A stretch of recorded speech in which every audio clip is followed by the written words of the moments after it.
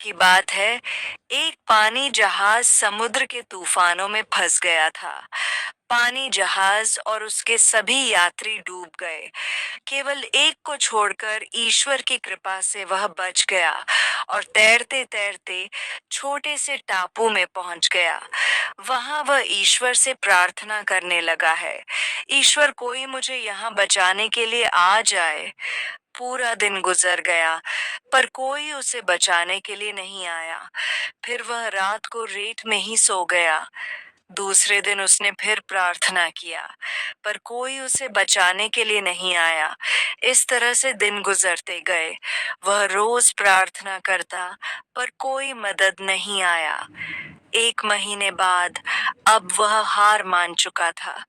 उसने सारी उम्मीदें खो दी थीं और टापू में लकड़ी का झोपड़ा बनाकर रहने लगा। वह नारियल का पानी पिता जंगल के फल खाता और मछलियों का शिकार कर खाता था। एक दिन वह मछली पकाने के लिए चूल्हा जलाया, तब लड़कियां खत्म हो गईं। वह लड़कियां लेने के लिए बाहर गया और जब वह लौट कर आया तो उसके झोपड़ी में आग लग चुकी थी। यह देख वह बहुत उदास हुआ और ईश्वर को कोसने लगा। उसने कहा, ईश्वर, आप बहुत निर्दय हो। मैं मदद मांगी, आपने मदद नहीं भेजा। मैंने रहने के लिए झोपड़ा बनाया, आपने उसे भी जला दिया। ईश्वर, आप बहुत निर्दय हो।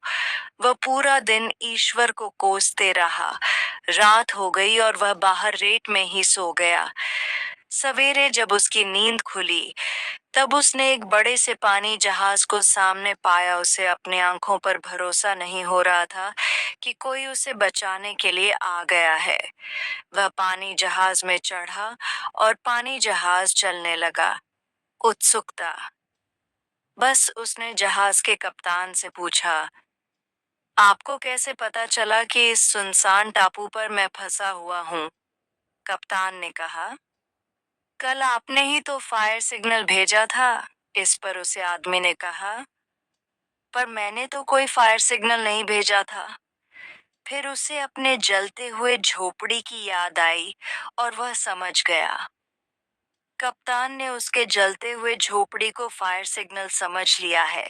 उसे एहसास हुआ कि झोपड़ी में आग लगा ईश्वर का ही प्लान था, ताकि वह उसे टापू से निकल सके। अब वह ईश्वर का शुक्रिया अदा करने लगा। दोस्तों, हम अपने सीमित बुद्धि से दुनिया को देखते हैं और ईश्वर के प्लान को समझ नहीं पाते हैं।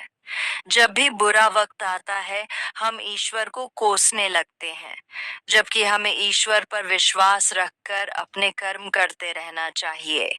जब भी बुरा वक्त आए तो हमेशा याद रखना, इसमें भी ईश्वर ने आपके लिए कुछ बेहतर सोच रखा है, जो सही समय आने पर आपको पता चलेगा। इसलिए कभी हार मत मानिए और अपने अच्छे कर्म करते रहिए। This is Mr. and Ms. Imam Motivational Story.